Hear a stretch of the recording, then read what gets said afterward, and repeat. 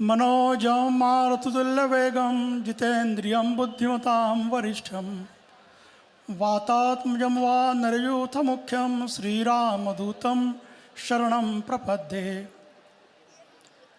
हनुमान चालीसा कथा के इस पवित्र कार्यक्रम में वक्ता के रूप में व्यासपीठ पर विराजमान हरिप्रकाश दास जी शास्त्री जी स्वामी जी, अन्य पूज्य संतगण और इस कार्यक्रम के लिए मुझे बुलाने के लिए जो आए थे, ऐसे विपिन भाई, जयेश भाई, ये तो दिखने वाले हैं, लेकिन ये इस रथ को ओढ़ने वाले दानदाता, समर्थक, प्रत्यक्ष काम करने वाले कार्यकर्ता, इन सबको मैं अंतःकरण पूर्वक नमन करता हूँ। 31 दिसंबर के इस रात्रि को देश के बहुत सारे लोग अपना अपना 31 मनाने के लिए जब एकत्रित हो रहे हैं, तब यहाँ लाखों बहनें और लाखों भाई अपना 31 बनाने के लिए यहाँ एकत्रित आए हैं।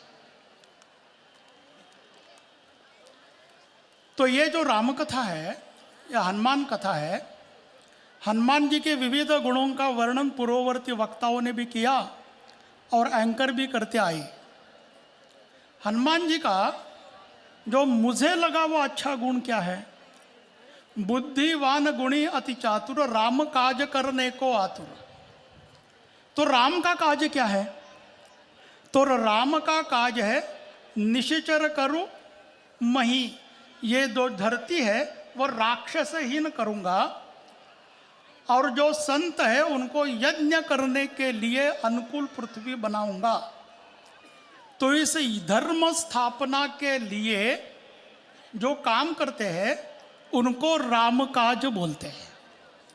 तो हनुमान जी का सारा प्रमुख काम धर्म स्थापना था, और धर्म स्थापना करने के लिए अयोध्या से लंका तक राम चले। हम सब जानते हैं कि भरत उनको वापस बुलाने के लिए आए थे, लेकिन राम वापस नहीं गए। सीता हरण के बाद यदि प्रभु राम दूत भेजकर अयोध्या में भरत को सैन्य लेकर आने के लिए बोलते, तो भरत बहुत आनंद से आता, लेकिन भरत आया नहीं। और लोगों का संगठन करने के लिए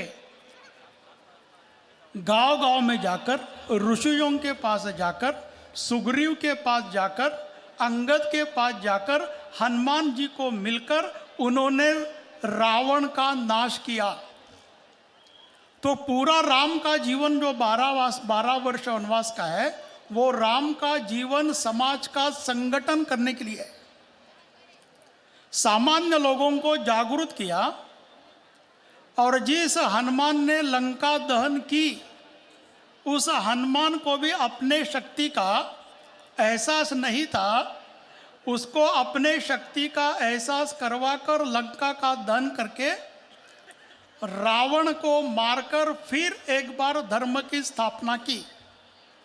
और इस धर्म के स्थापना में हनुमान जी का बहुत बड़ा योगदान है।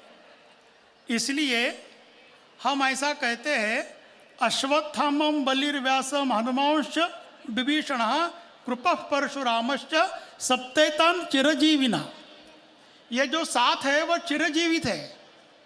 ये 7 है अपने गुणों को दर्शाने वाले हैं।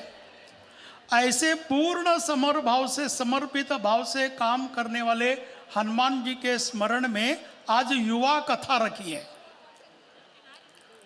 दुनिया का इतिहास में यदि इतिहास किसी ने बदला है तो उसी कालखंड के युवाओं ने बदला है। युवा यानी तत्परता, युवा यानी तेजस्विता, युवा यानी तन्मयता। राम काज के लिए अत्यंत तत्पर ऐसे युवा, राम काम के लिए अत्यंत तेजस्वी ऐसे युवा और राम काम के लिए तन मन धन पूर्वक काम करने वाले युवा जब लाखों के संख्या में एकत्रित आते हैं तो धर्म स्थापना की जो कुल मिलाकर काम सारा समाज कर रहा है, उस काम को बहुत बड़ा बल मिलता है और उसके कारण कष्ट का भंजन होता है। और जब धर्म स्थापना होगी, धर्म के लिए समाज काम करने के लिए कटिबद्ध होगा, तो स्वतंत्र वीर सावरकर जी ने ऐसा कहा है कि अपना देह और देव इन दोनों के बीच में अपना देश है, और जब देश समृद्ध रहेगा तो हमारा शरीर भी ठीक रहेगा, हमारी देवता भी ठीक रहेगी, और हम सभी ऐसे कालखंड में इस प्रसंग के साक्षी बने।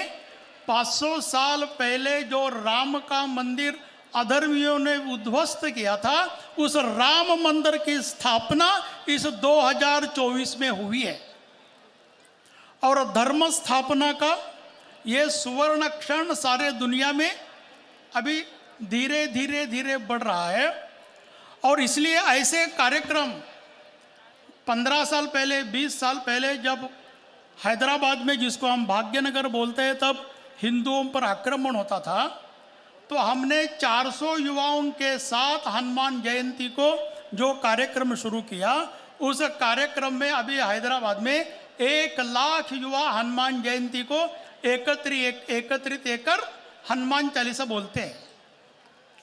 और यह हनुमान चालीसा ने केवल भारत में हिंदुओं को बचाया ऐसा नहीं है, भारत के बाहर भी ब्रिटिशर्स कॉलोनी में त्रिनिदाद में जब उत्तर प्रदेश के, बिहार के सारे मजदूर 200 वर्ष पहले ब्रिटिशर्स लेकर गए थे, उनकी चौथी पांचवी पीढ़ी आज हिंदी बोल नहीं सकती, उन सबके घर में रामचरितमानस है, और टूटे फूटे हिंदी में उनको हनुमान चालीसा पता है। उस हनुमान चालीसा ने 200 साल पहले गए हुए सारे हिंदुओं को विदेशों में भी हिंदू रखा है। तो ऐसी हनुमान चालीसा और राम कथा सारे दुनिया को, दुनिया के सारे हिंदुओं को जोड़ने की सारी काम करती है। ऐसे रामायण ने ही छत्रपति शिवाजी महाराज को प्रेरणा दी, इसलिए हिंदवी स्वराज्य स्थापन हुआ। इसी राम ने ही हरिहर बुक को विद्यारण्य जी के माध्यम से प्रेरणा दी, और विजयनगर का साम्राज्य 400 साल सारे देश में रहा। इसी हनुमान ने सारे देश भर में गांव गांव में रामलीला करने के लिए हिंदू समाज को बाध्य किया, और औरंगजेब से लेकर सारे मुस्लिम सल्तनत में 300 साल 400 साल गांव गांव के हिंदू हमको रावण का वध करना है, इस भूमिका से गांव गांव में रामायण का प्रदर्शन करते थे, और इस देश में रामायण मर गया, इस देश में रावण मर गया, और इस देश की चिति जागृत हो रही है। जैसे मनुष्य को आत्मा है, वैसे समाज को भी आत्मा है, उस समाज के आत्मा को चिति बोलते हैं। ऐसी चिति जागृत हो रही है, इसलिए सारे देश भर में हजारों स्थानों पर लाखों हिंदू एकत्रित आकर सारे देश भर में, अभी हम तथाकथित 31 करने वाले नहीं हैं, हिंदू संस्कार युक्त हम नए वर्ष में जाएंगे, ऐसा संकल्प हिंदू समाज कर रहा है। और इसी का प्रात्यक्षिक हम यहाँ सारे लोग देख रहे हैं, इसलिए मैं इन सभी लोगों का मनःपूर्वक अभिनंदन करता हूँ।